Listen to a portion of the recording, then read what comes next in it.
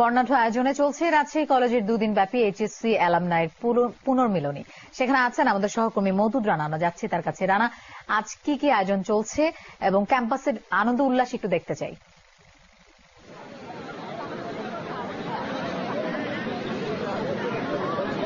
লোপা, আজ শেষ দিন দুদিনের এবং আজ সকাল থেকেই নানা আয়োজন ছিল।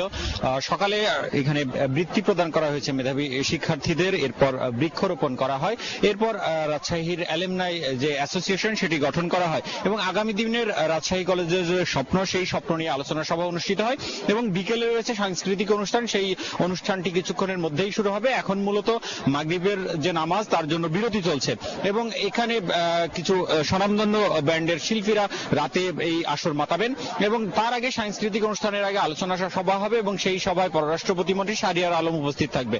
এই আনুষ্ঠানিকতার বাইরের সবচেয়ে বড় যে আয়োজন, এই অ্যালামনাইয়ের যে স্লোগান সেটি হচ্ছে এসো বন্ধু উল্লাস করি।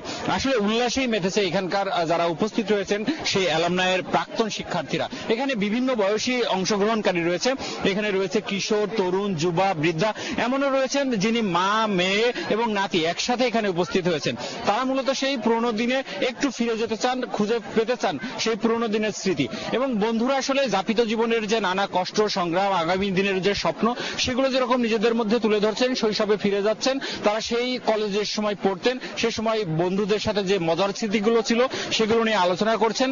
আবার সেই পুরোনো দিনের তাদের যে পাঠ নিয়ে যে প্রতিযোগিতা ছিল সেটি নিয়েও আলোচনা চলছে। এক কথায় তাদের যে স্বর্ণালী দিনগুলো সেগুলোই আসলে পিছনে ফিরে তুলে আনছেন স্মৃতির মানসপটে।